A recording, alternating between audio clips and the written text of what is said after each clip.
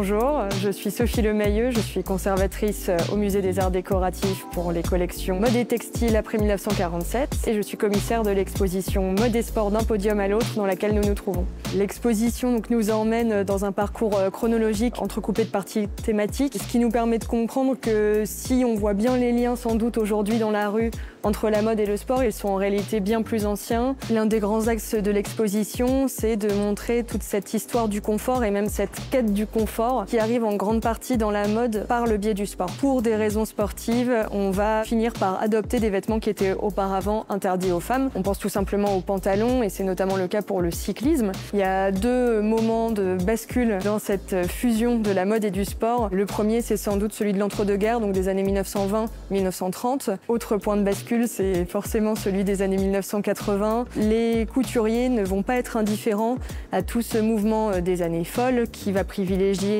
la jeunesse, la vitesse, le dynamisme et dans lequel le sport a forcément tout son intérêt. Les couturiers vont donc à la fois commencer à habiller des sportifs, sur le terrain notamment, mais aussi à proposer une mode plus décontractée, avec de la maille, avec des formes moins près du corps et qui vont permettre une nouvelle liberté. On a un gros développement des salles de sport à ce moment-là, de l'aérobic. C'est le moment où le jogging va commencer à prendre de l'importance dans la rue, mais aussi sur les podiums, avec des créatrices comme Sonia Rykiel, par exemple. C'est aussi à ce moment-là que les baskets vont prendre un nouvel essor, à la fois sur les défilés et dans notre quotidien, jusqu'à devenir les sneakers qu'on connaît aujourd'hui, du luxe au plus populaire.